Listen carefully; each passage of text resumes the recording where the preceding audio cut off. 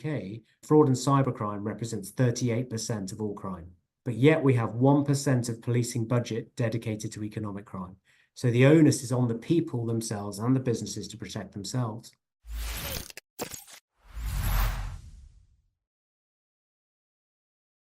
Hello and welcome to the Super Lawyer YouTube channel. Today we are joined by Mr. Arun Chauhan. Sir is a seasoned legal expert specializing in fraud investigation and disputes for over a decade. As the Director of Tenet Compliance and Litigation, he has built a strong reputation for handling complex cases in fraud and financial crime. With extensive experience advising SMEs, fintechs, housing associations, and high net worth individuals, Sir is also a dedicated advocate for combating fraud through public speaking and volunteering. We welcome you today, sir. My name is Anshi and I work as an associate with the Super Lawyer team. Divya ma'am, I will request you to now take the dais. Thank you so much. Thank you for having me. It's a real pleasure to be here. Thank you so much and most welcome, sir. And thank you so much for giving us your precious time. Today, we'll be starting this session with a very pertinent question to Arun Chauhan, sir. How and when did you decide to become a lawyer and specialize in fraud detection, especially because this is something which influences almost all the communities, be it corporate, be it private, be it public. It depends on which sector you are from. So most welcome once again and thank you so much. Floor is yours. Please, sir, share your journey of becoming a lawyer. Well, thank you, Divya. It's really nice to be here. So my papa moved here from India in the 1960s over to England. And so I was born and raised here. So I grew up with British and American television. And I grew up watching a lot of television in the 1980s. So, I'm 48 years old now. And during that time, there were some films which were starting then, the Indiana Jones series of films, which was Harrison Ford.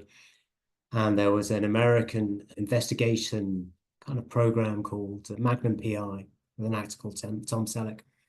And I was really fascinated with history, with Indiana Jones, and unraveling what the truth of history was, what the true state of affairs was, and learning from things that have happened to try and piece together a jigsaw of a picture of what really has happened, and investigation. So I started to getting intrigued about just digging into things, looking into history, looking into working out what's really gone on. And at the same time, there were a few legal dramas coming around, and again, US programs, a few UK programs. And that just drove my interest. I have no other lawyers in the family. My papa was an engineer and my sister's an accountant. And there was no lawyers in our family. And I just took an interest to it. I gradually found the opportunity to study law. And right after I qualified, I got interested in some of the criminal side, some of the commercial contract side. And I always like the idea of working out where there's been wrongdoing in the workplace or wrongdoing to an individual or to a community, and say, right, how do we solve that and how do we fix it? And it comes from watching programs like that in the 1980s. Wow, what a sweet story. So, sir, we can call you the first generation lawyer who has made a big name for himself. Way back in 2016, you parted away from large international law firm and decided to start your own law firm, Tenet. You have also won recognition for actually disrupting how law firms operate, because what I have learned about Tenet is it operates without financial targets, billable hours, or office presenteeisms. How has this impacted the teams that have joined you, the way the client relationships have been built, and you have made a whole name for yourself and the firm? Yeah, it's interesting. I mean, if I go back to what took me to making those decisions, it was quite simple. So I worked at a large firm called DWF, an international firm, as you mentioned, and I was a partner there, and I dealt with the civil fraud disputes and investigations team. That was my role. And I had a really nice time there. They're a really wonderful company to work for, wonderful law firm to work for. And my boss I work for was really supportive. But at the time for me, I left because of burnout issues. My children were young and work was quite demanding, but Papa was quite ill in and out of hospital. And I wanted to just have more time to myself to manage really the family issues more than anything. But I thought I had been working in this area of law since about 2006, 2007. So by that time, 10 years. And I thought I'd go and be a consultant. And I set up Tenet to deliver consultancy services, but work quickly found me and I needed lawyers to join. And my wife, who's not a lawyer, she's a pharmacist, she said there are lots of women who've had children with their families and they have left their place at work, lawyers have left their place, but they can't go back to work part-time. And so a couple of my former colleagues were in that situation and I contacted them about could they give me some support and just some extra hours to help me as work started to develop in the practice. And this was all in 2016. I started it in March of 2016. And I realized a few things quite early on. I had probably a chip on both shoulders that I didn't think you could get the best out of people by driving them towards numbers and taking them away from thinking about the solution of their clients. And I also didn't think you need to be seeing people in the office or always watching people to know that they were working. We've all grown up to be responsible adults. We've all invested many hours in our careers to get to a certain point. If we want to do well in our careers, that requires self-discipline. It doesn't require someone telling you what to do. So I developed the concept around let's have a firm without targets, without presenteeism. So it's a traditional litigation law firm will have billable hours, financial targets. Before COVID, everyone would be in the office. Our business as usual was come to the office if you need to, work where you want to, work when you need to around client demands, but just get the work done. Let's not worry about the numbers. And what we did was we built a model which was broadly people first, then the product, and then the profit. And what that means is if we get the bit right for our people ahead of our clients and create an environment where they're not distracted, the only focus they have is the solution for the clients. They're not distracted by, have I made my numbers this week, this month, today? They're only focused on sorting out the solution. They're not driven by getting profit out of a client. So they focus on the product. If you get the product right, the amazing thing that happens is people recommend you and refer you. So we developed that model of no targets because it gave the best chance for, I guess, creating the art of what's possible for a client. If we just focus on sorting out that issue for a client, anything is possible. If we start to think about ourselves as part of that journey for a client, it's a distraction. So my job here is to make the best environment for people so they can give the best for the clients. And then hopefully life takes care of itself and we make enough money along the way to be safe and everyone's secure. Culturally, it's been really fascinating because lawyers are institutionalized in most other law firms. You probably have experience of it where you think you'll have lawyers who have a certain number of hours done in a month and then they'll be asked by their management, what's your recovery plan? You are behind track. And so what could that lead to? It could lead to bad behaviors. Do you spend more time on work than you need to? I'm not saying that happens, but it's a risk. Do you hold on to work because you need to make up the hours, but that work is getting delayed if it was put in the hands of a colleague? So the client could have their work done quicker if you just passed it over. Well, if you've got a target and you hold on to it yourself, you delay the work product for a client. So there are lots of lateral benefits, but for the people themselves, it meant they could just be trusted to get on with their job. And we all just want to be lawyers, don't we? We just want to be lawyers. And so it just allows people to be lawyers. And yeah, I guess that's broadly how we've done it. Wow, so surprisingly, we at LawSikho are also 100% online edtech company, which takes pride in saying that we have more than 70% women employees with us. And the timing, the way you explain, it has disrupted a lot of industry thought process because yes, before COVID, no one had ever imagined, but this was working even then. So, keeping all that in mind, you already have built a name for yourself, but in very specialized field of fraud. and especially the fraud cases, they involve sophisticated scheming and all those processes. With the rise of the digital space, with the rise of crypto and everything, how have you seen fraud evolve in the cyberspace, and what kind of investigations or cautions have you suggested your clients, especially the ones who are HNIs or who are in fintech or who are SMEs and nowadays startups as well?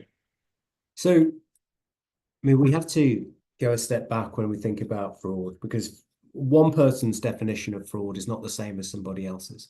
And when you think about cyber, people talk about cybercrime and cyber fraud, or cryptocurrency fraud, where there's not legitimate cryptocurrency. But ultimately, cyber or digital age or digital mechanisms for committing fraud are just that. They're just the mechanism for committing the fraud. It's not the fraud itself. The fraud isn't cyber. The fraud isn't crypto. It's the mechanism used. So the first thing, going back to what is fraud? For some people, fraud is very black and white. It's misappropriation, it's diverting assets, it's breaching duties. For others, it can be more subtle. So for example, you could have a very simple scenario that you're in a restaurant with your family or friends, and at the end of the evening, an employee at that restaurant brings out the bill. And if they bring out the bill and then you notice on that bill that they've forgotten to charge you for a drink or some food, and I asked people in training sessions, how many people would own up and would confess that they'd been undercharged? And typically about 30% of people will say they would own up in the restaurant. And then I asked people, look, just this definition of fraud, if your employer overpaid you and it was obviously a mistake, like the restaurant, how many of you would own up? And everybody owns up. And then you have to delve into why. And people don't realize that taking money from your employer when they've overpaid you by mistake, or taking the benefit of the restaurant food when they've undercharged you, are both the same species of fraud. It's called unjust enrichment. So they're both fraudulent events. But people's interpretation is fraud maybe in one instance with the employer, but not with the restaurant. So your first concept is understanding, fraud is about interpretation.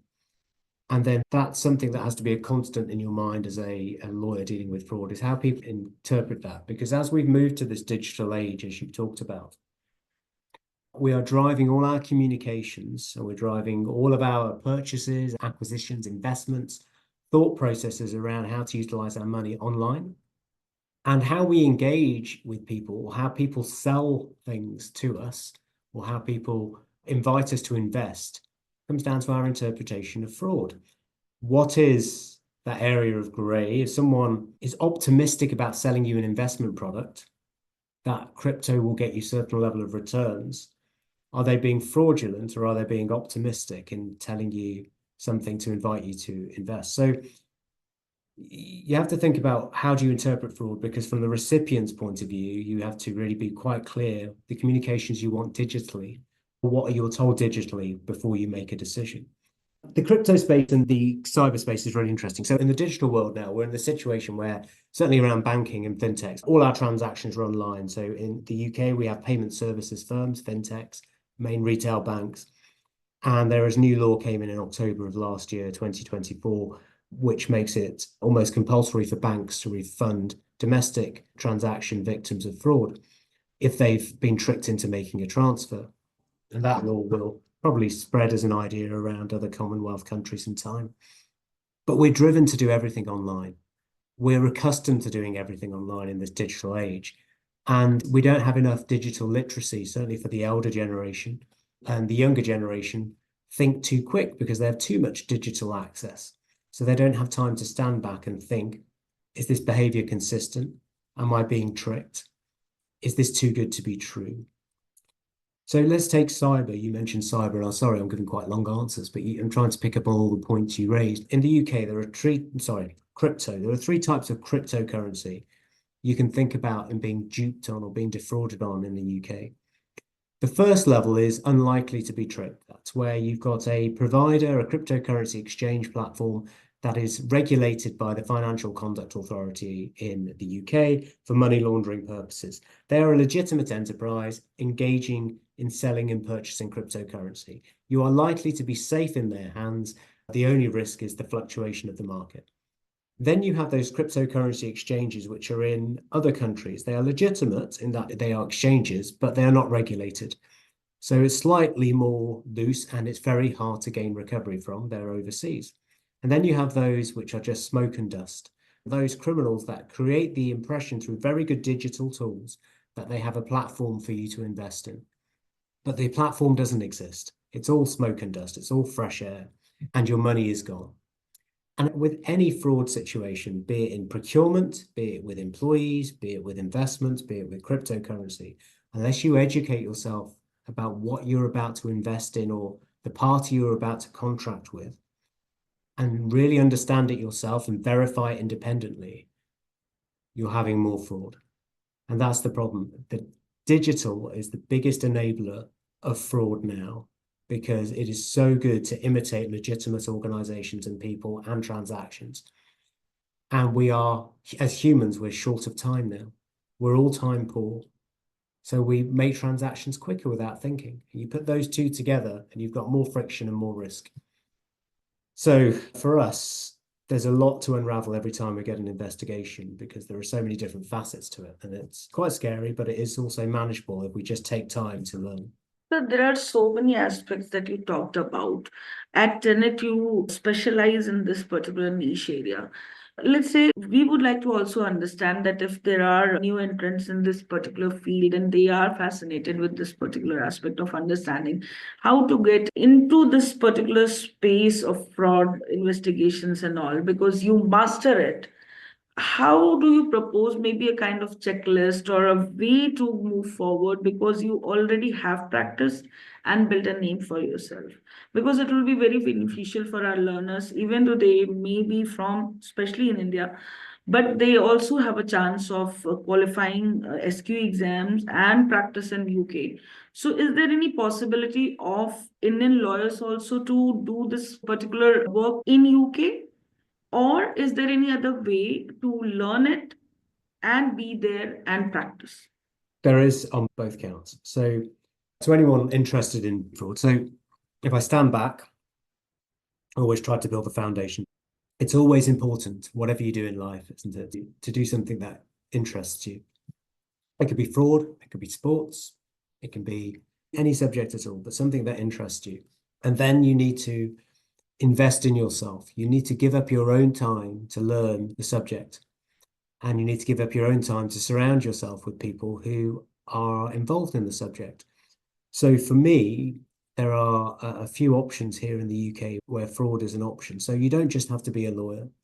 There's a whole financial crime compliance and counter fraud community in the UK and Europe and Asia and the US and Africa, where the whole, I suppose, ecosystem is looking at trying to identify different aspects of financial crime, be it illicit trade of funds, be it wildlife trafficking, be it people trafficking, be it money laundering and sanctions, be it fraud investigations.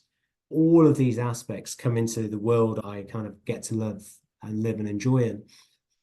And for me, the best thing I did was when I started to get an interest in this subject, probably about 2006, 2007, I joined a charity called the Fraud Advisory Panel, which is in England. I became a member.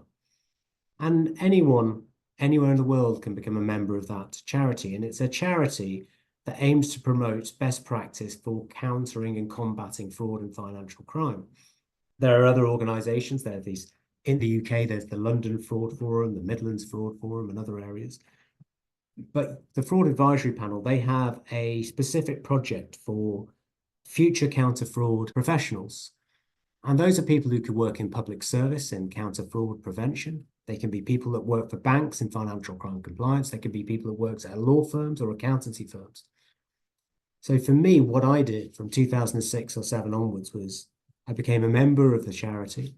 I worked out what other events were happening.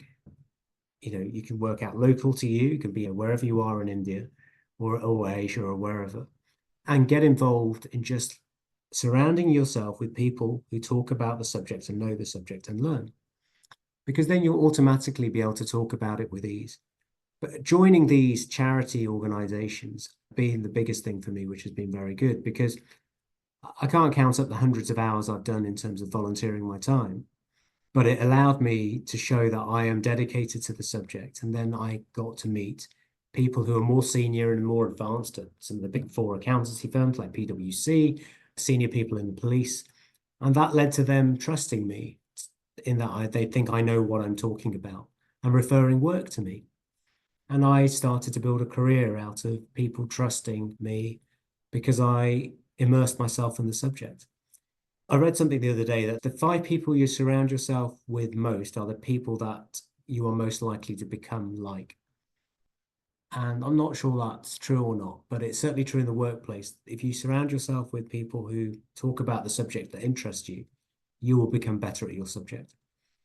So in the UK, you can come into the UK as a foreign qualified lawyer. We're a small firm.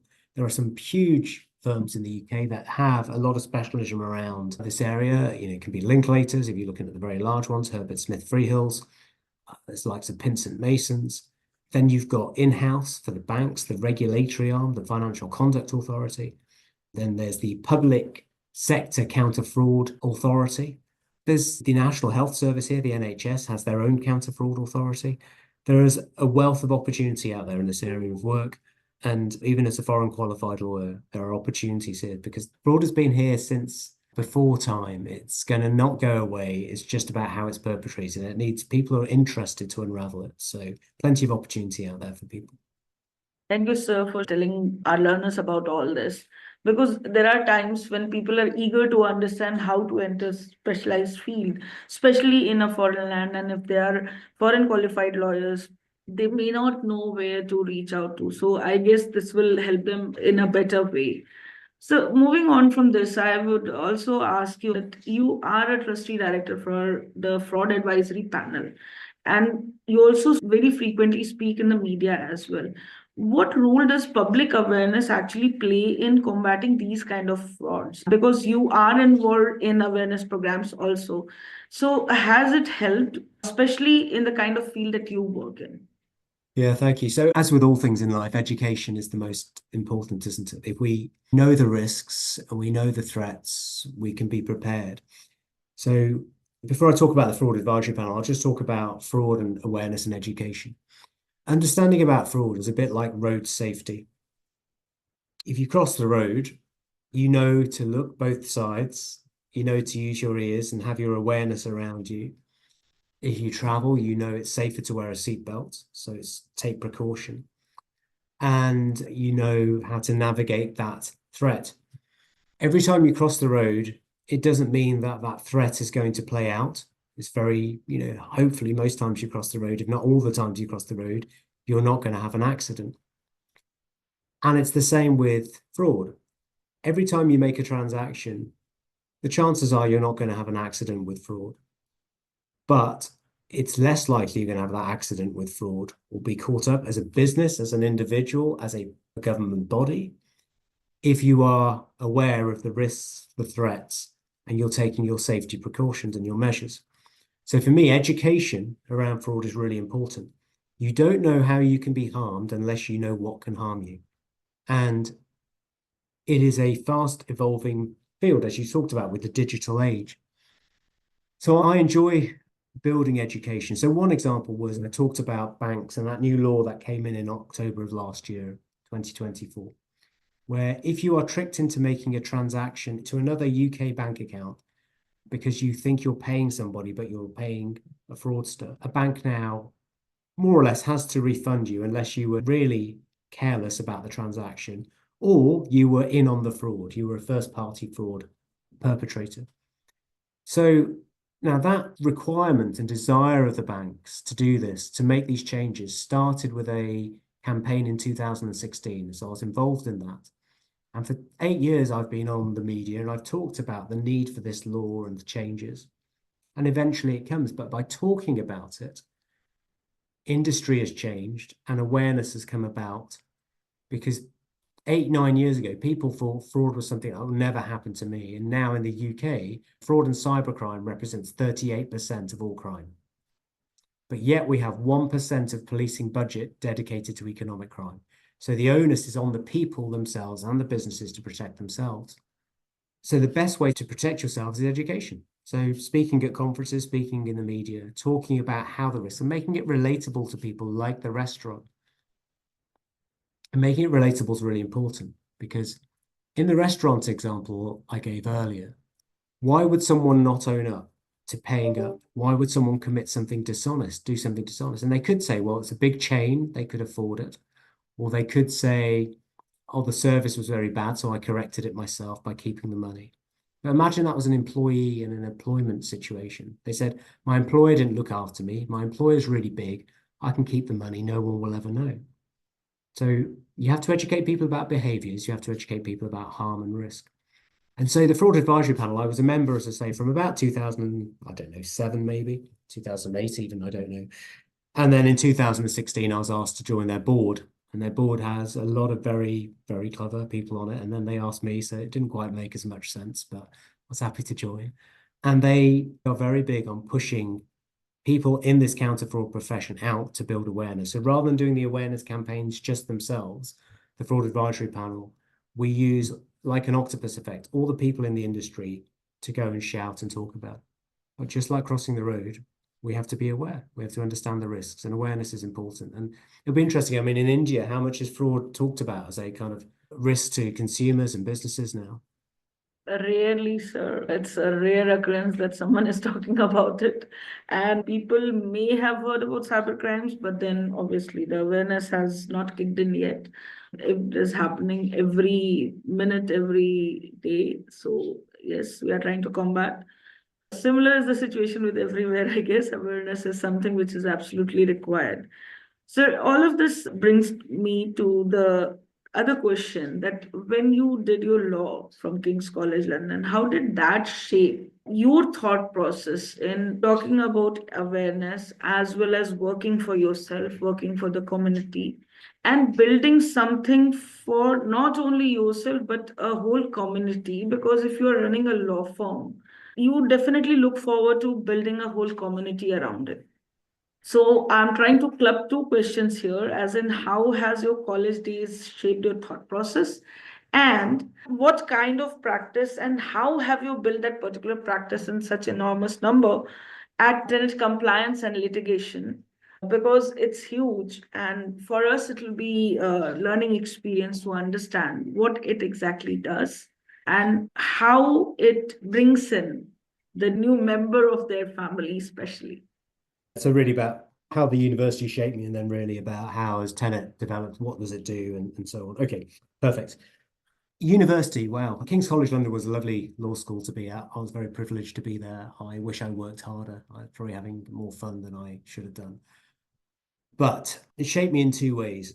I think before I started my law degree, I thought law might be quite dry, and I didn't realize it was about interpretation. And I didn't realize it was a lot about human behavior. Different people can do different things. Good people can do bad things. So certain things shaped me in terms of giving me an interest in the fraud area at the time. So you always had to do a little bit of studying around criminal practice, which was, we're not a criminal law firm, but financial crime was something that I picked up there. But I really enjoyed criminology as a subject I did, and tort. Most of our claims are around tort, breach of fiduciary duties, fraudulent misrepresentation, and lawful means conspiracy. They're all tortious acts. And those subjects really shaped me. But what also shaped me was I was very lucky at King's College because it is quite an international cohort of students. And this was back in 1996 to 1999, so quite a number of years ago. But we had quite a big international contingent of students, quite a lot from Hong Kong, and some from India, others the US, I remember, from Middle East as well. And it made me realize how law is truly an international subject. It is something that binds everyone in a different way. And it's a set of rules that are always going to be in play, but always developed and influenced by human behavior. And I think I took a very nice education from King's College, but it opened up my mind to how the law can be applied in different areas. And certainly criminology and tort were the two that really jumped out as me as something I enjoyed. I had a career I qualified in 2002. So I did 14 years in private practice in other law firms before this decision to open Tenet started. For me, it was quite simple in the sense of, I think it's really important to dedicate yourself to a subject. There are general practitioners, and for me, I thought, stay specialist in one area and be known for that area. And even within fraud, there's lots of different areas of fraud that you can get down into. We call it a rabbit hole. You can start specializing in lots of little areas. But for me, it was always about investigations, disputes, and compliance arising out of fraud and financial crime. If an organization or an individual feels there's been wrongdoing due to dishonesty, that was something I wanted to try and solve and unravel for people or for businesses. And I think you over-compliment me in terms of the size of the firm. We're not that big a firm. There's only 11 people, so we're a small firm. So anything but huge in reality, but we are very focused and we are all really interested in the subject. And by having been focused through university on areas I enjoy, that's shaped the focus of the firm. I've reminded myself, you'll do better with something you enjoy. And so that's why the firm only focuses on disputes, investigations, and compliance arising out of fraud and financial crime. By dedicating ourselves to that area and being an independent firm, in that we don't deal with any other service lines, we are conflict-free and we are recognized for being knowledgeable about this area, which is why we tend to win our work. We win our work, a lot of it from recommendation and referral. Sometimes people find us cold, but often it's recommendation referral. Occasionally they'll see me speak at an event or maybe in the media. But it's the way we talk about the subject. We make it relatable. We care about the issues for the client more than the money. And that's important. So an example is we were acting for a care home business for children, a support business for children. And two directors were concerned, two other directors were siphoning, stealing money from the business. And they approached 4 law firms to do a pitch for this dispute. And we won the dispute because we asked about what's the risk to the children, not the business. What's the risk to the children if we don't solve this? And that's our human nature. We've never forgotten that everything around what we do involves human behaviors, human insight, human decision-making. And we always talk about that because it's really important to get it right. One person's answer is not the next person's answer in exactly the same situation. So all of these things have been shaped by having colleagues from the university from different countries and different perspectives. And a lot has been shaped by continue to enjoy the subject. The other area, part of the subject that we can talk about later, is culture. Culture is really important. As you know, we have a strong culture here, but it's really important in shaping fraud education as well. Cultural aspects definitely bring in a lot of change, and you have a lot of input, I guess, from your college as well. As you said, it had a diversified student base. Sir, all of this was about work. Outside of your work, you are a guitarist and you are also very much into fitness. How do you find time for that? And how do you make sure that this also gets inculcated in others also in your law firm? Because obviously everyone has to have some hobby outside being only a lawyer or only working for clients or for greater good. You have to do the greater good for yourself also before you do it for others. So how have you been doing it for yourself, and how do you ask your colleagues and law partners to do the same for themselves? Yeah, thank you. I mean, well-being is the most important thing, isn't it? And I'm probably not the best. For me, for the people who work here, that's, making sure that they've got the freedom to work out how to find that balance is important. We always have a concept here of family first. Something comes up for family, go to it. So, for example, the pleasures in life as a parent are, when the children are young, is going to every assembly where there's a parents' assembly, or making sure you're at the parents' evening, or making sure you go and watch them play sport. So we really encourage that here. Be flexible to make sure you can be there and see your children more, especially as they grow through those younger years. Because when the children get older, their family is really their friends more than their family. So there's a time in your life, isn't there, where your friends are your family, and before then you've got to make sure you have enough time with your children. So we encourage that and everything around that. I think it is important to switch off. I think health is really important. So let me talk about fitness side first. I only probably exercise 3 or 4 times a week. I know if I'm feeling healthy and I'm watching what I eat, I can perform better in work. But I'm also better at home as a person, I think. I can sleep better. I've got more clarity of thought. I've got more energy to do things with the children. It is hard to find time. I don't want to paint the picture that it's easy. I had to work quite a lot this weekend. Today is a Monday. I had to work probably 8 hours over the weekend, 9 hours. I did quite a lot this weekend, exercised a bit, maybe played guitar a little bit. But I think to have a balance, you've got to have some hobbies. You've got to have something else that pulls you, which is of interest, much like the subject interests me at work. The guitar interests me. I'm not that good, but I keep learning. And I enjoy the exercise because I have more energy. And I encourage anybody, if you want the best out of your people, make sure that they've encouraged to have hobbies and they're encouraged to have time for themselves. It's not always possible. And it's really difficult to zoom out and just take a moment and have a break. Because if you're anything like me, I always say I can just do one more thing at work. I can just do one more thing. I'll just get this done so I don't have to do it tomorrow. But guess what? It's something else is there tomorrow anyway. The work's not going to go away. But before you know it, your life has gone away and you haven't learned to play the guitar and you haven't stayed fit. So we have to remember, we work to live. We don't live to work. It's hard when you get sucked into your career.